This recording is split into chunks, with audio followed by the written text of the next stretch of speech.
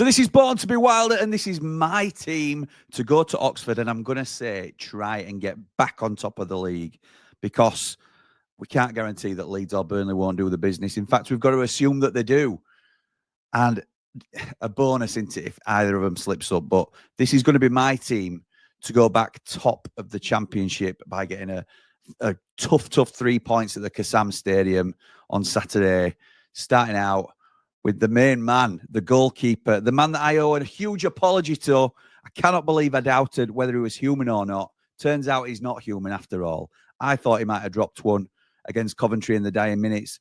Turns out he was fouled. And he is superhuman after all, the best goalkeeper in the Championship. It is the one and only Michael Cooper. And in front of him, at right back, the very impressive Femi Siriki. And I say impressive for more than one reason. We've talked about his physical attributes and what he brings to you going forward. I think some of his question marks can be defensively. I think sometimes he gets a little bit nervy on the ball, but he has answered every question that's been put to him. I think despite him looking shaky at times in the early stages against Coventry, it was the same against Sheffield Wednesday. They targeted him too. The mental strength that this lad shows to come through that sort of scrutiny is incredible. So Femi Siriki has earned his place at right back, and is he now going to be our starting right back for the remainder of the season, should he stay fit? Next to Femi is Anel Ahmedhodzic. I thought he had an absolutely incredible game against Coventry. I think he's gone under the radar in terms of how well he played. It's a very good time for Anel to be hitting form, if that is indeed what's happening, because I thought he was one of the best players on the pitch. He was my man of the match against Coventry on Friday night, and hopefully he can put in a similar performance against Oxford. Next to him is the captain, Jack Robinson. I know people know exactly what I think about Jackie Longthrow in terms of him being our third best centre-half.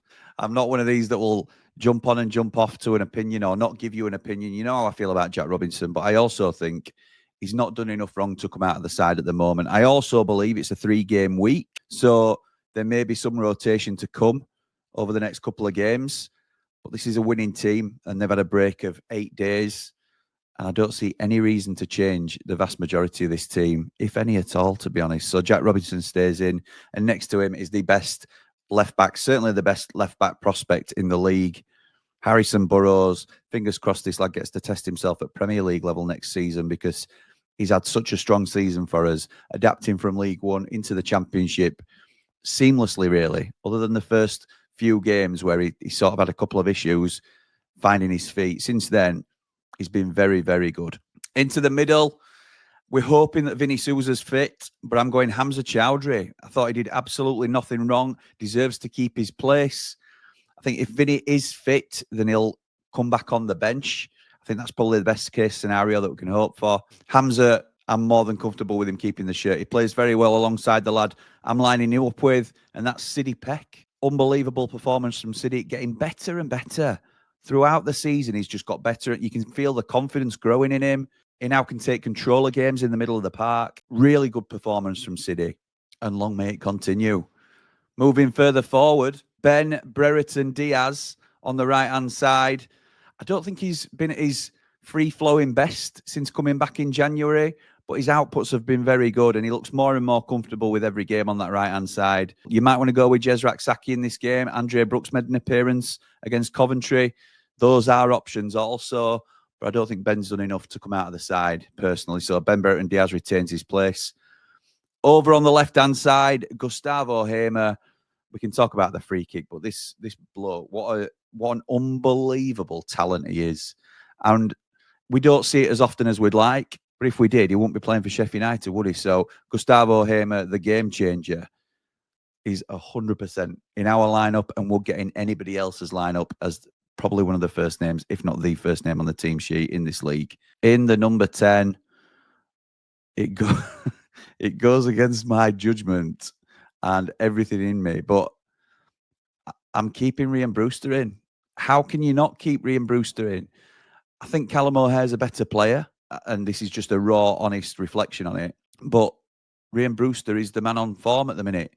2 goals in the last 2 games. I thought he was okay against Sheffield Wednesday, but got the all-important goal. He'd got an assist the game before that as well, we can't forget. And then I thought his performance against Coventry was really, really good. Really good. So I do expect rotation going into the Millwall game. after the Oxford test.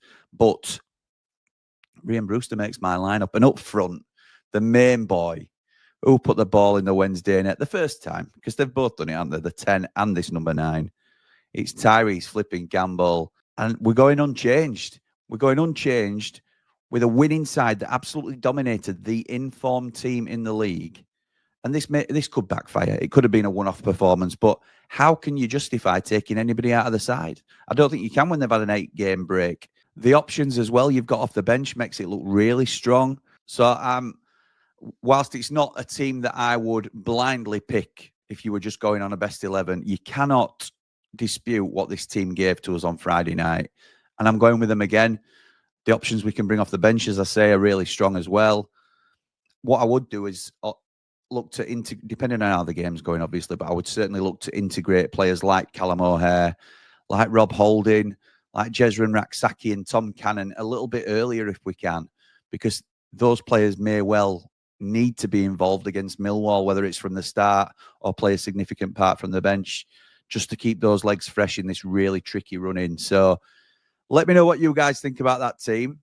It may surprise some of you with the team that I've gone with, because you all know how I feel about certain players and individuals in the side, but we're Blades, aren't we? And they are playing so well at the moment. I don't think you can change it. And that was Born to be Wilder. Born to be wild.